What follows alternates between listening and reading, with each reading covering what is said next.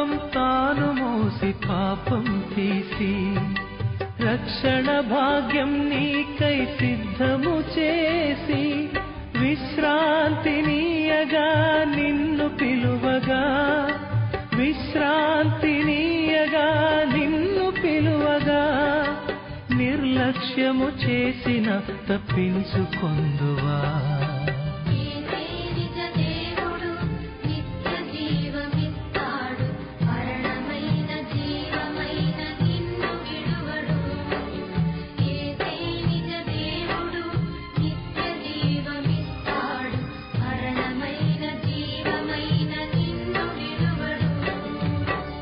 కొంతసేపు కనబడి